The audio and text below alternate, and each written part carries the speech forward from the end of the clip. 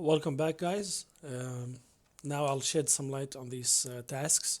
I will not be given answers, but I will shed some light on them. And you can view the previous video on the explanation. There were some hints and some very useful information in the previous video. If you didn't watch it, watch the video on explaining the scenario. Okay. I have difficulties actually in some of these tasks, but hopefully together, you can do your best and pass this exam along with this explanation and the other one. So to get started, the first task is investigating causes of the accident. So this can be found in element 4. Investigating the causes of the incident or accident. It's only one part. Sorry about that. Let me just close this out. Okay, it's only one part. There is no subparts for this question. So based on the scenario only, what management failures could have contributed to the accident? What do you think? There were many management failures involved in this incident and the one before it. I explained them all, and hopefully you are paying attention and you understood what the failures were. As for task 2,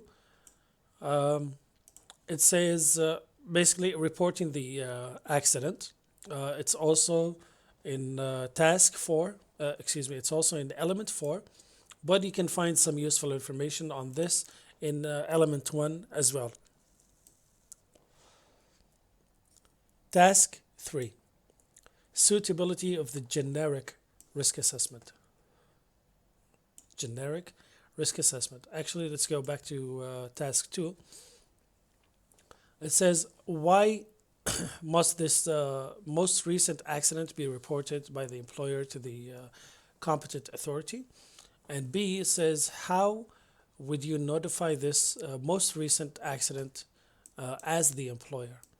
Okay, like I said, that element 2 and 4. So this one here, task 3, suitability of the generic risk assessment. Suitability of the generic risk assessment. This can be found in element 3.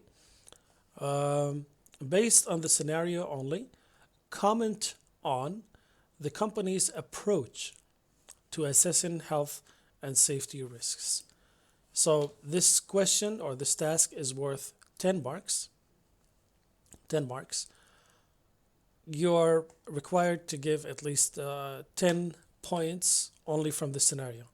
So when it says comment, it doesn't say bullet points like bullet, or 1, 2, 3, 4. No, you make it like your own scenario, and you comment on the company's approach to assessing health and safety.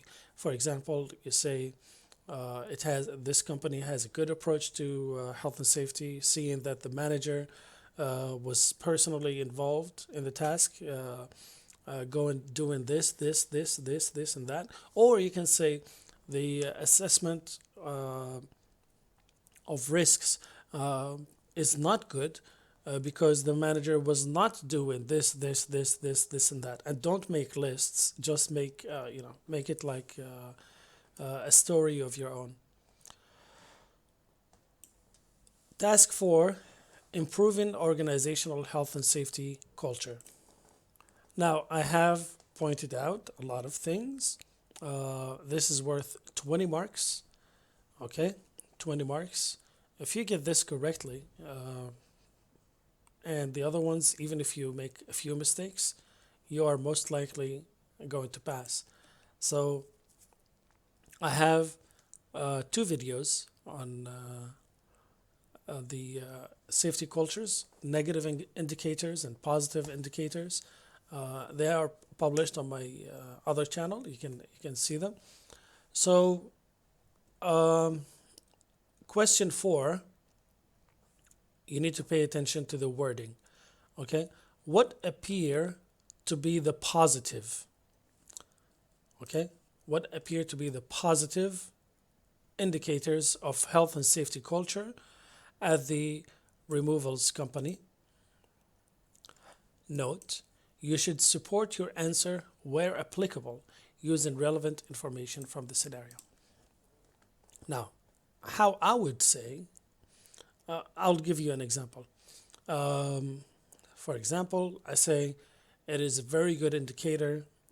It's a very good positive indicator that this removals company takes pride in carrying out their tasks and their jobs in a safe manner and paying attention to tidiness and housekeeping. This is one example, but other points are also mentioned. Task 5 is discussing moral reasons for managing health and safety. Now, I have made a webinar for this, and a lot of people joined, but not everybody. This is just a reminder that, guys, I do have webinars on my website. You can get in touch with me, and we can have these webinars. They are free, absolutely free of charge. You can participate just like twice a week, for example. If you come, you can understand a certain topic. This topic itself, I explained it for like an hour and a half, and it was not only understood by the participants of that webinar, it was imprinted in their brain, or on their brain. So here it says discussing moral reasons for managing health and safety. Now, you have to pay attention. It says moral reasons. It's not saying financial. It's not saying legal. It's not saying social. No, only moral reasons. So review your answer. If you have mentioned anything else other than moral, you have to take it out and reformat your answer so it would look professionally written. Now, task 5 can be found in element 1. It is actually one of the first things you will read in NIBASH IG1. And the moral reasons is very, very important, because also in IG2 you will have to justify why you chose these 3 actions based on moral reasons, financial reasons, and legal reasons. So, comment on the company's health and safety morals. Note, you should support your answer where applicable using relevant information from the scenario. Now, the morals here can be either negative or can be positive. Okay, so if you think the employer is exposing this workforce to hazards unnecessarily, then the morals are negative. If you think this employer is not exposing them to hazards, and he's actually taking care of them and all that, then it will be, a workplace with good morale, and people are not suffering, blah, blah, blah. I don't want to give the answer. Now, task 6, role and responsibility of the manager.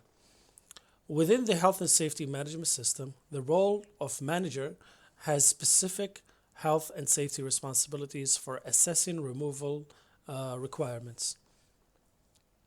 What could be done to help ensure the manager is more effective in carrying out their health and safety role and responsibilities? Note, you should support your answer where applicable using relevant information from the scenario.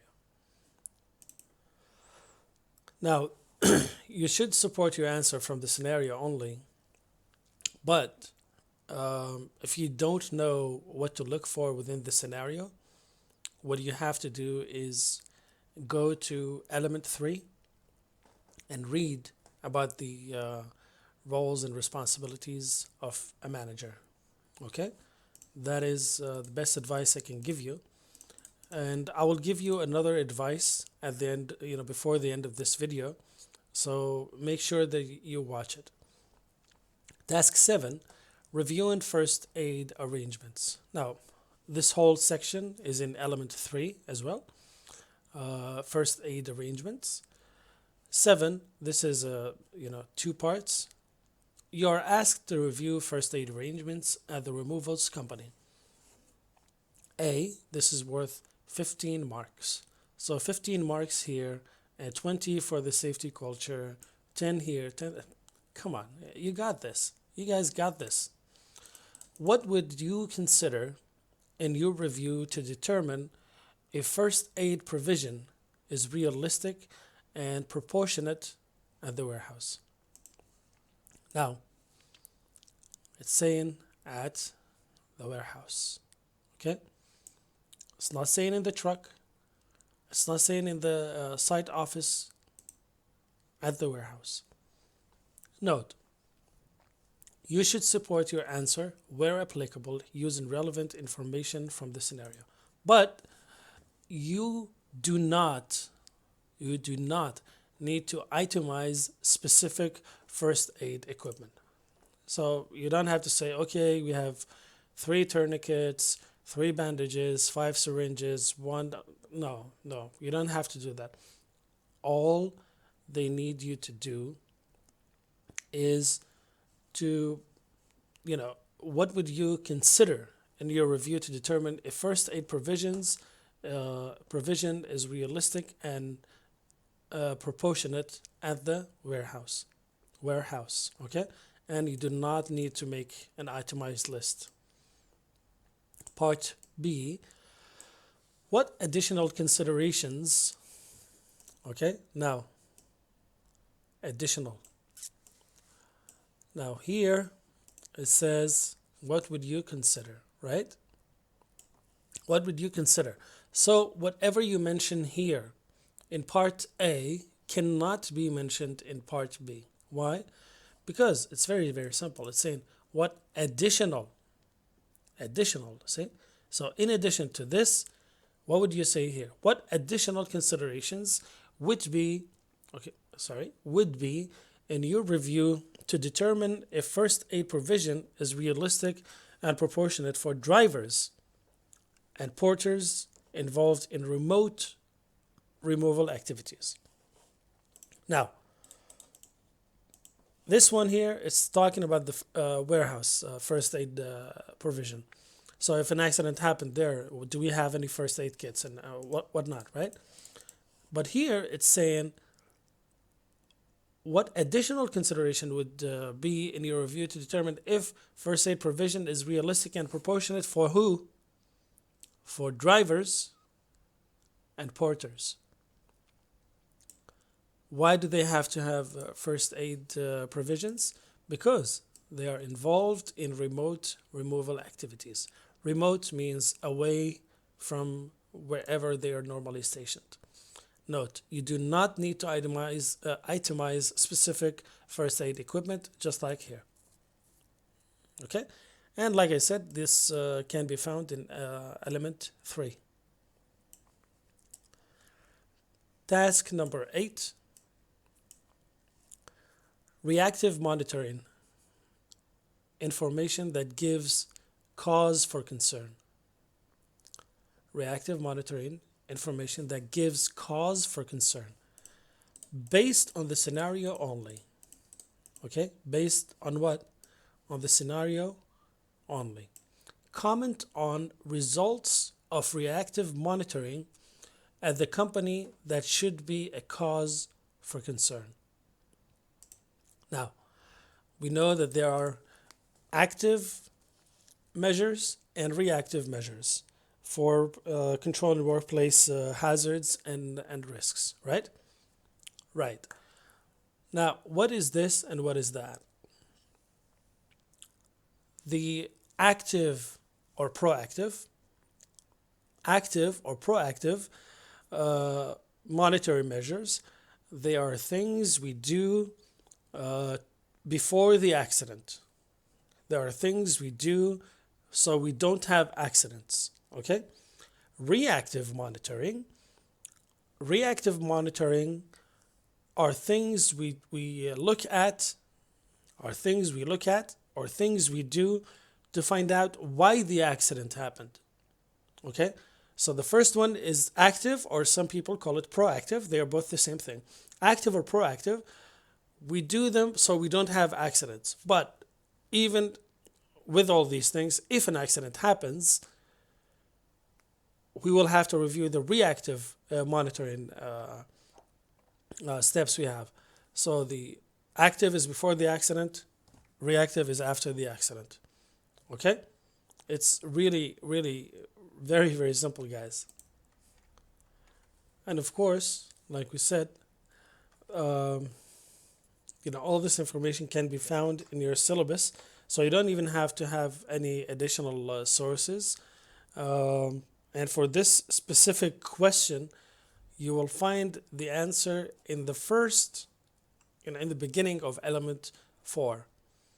Okay, the beginning of element 4. So I wish you guys the best of luck. And I'm not giving any answers. Please don't message me in private.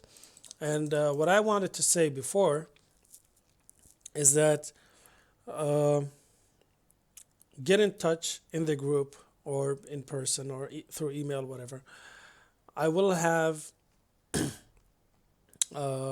webinars, and I will have some premium paid content which you can purchase from the store on the website. What I'm talking about is you will have toolboxes and topic specific videos that explain certain things to you. If you purchase these videos, there will be 30 videos.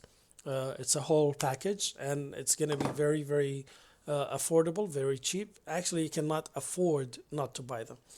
And yeah, I wish you guys the best of luck, and I hope you support me in that as well. Thank you very much, and comment if you have any questions.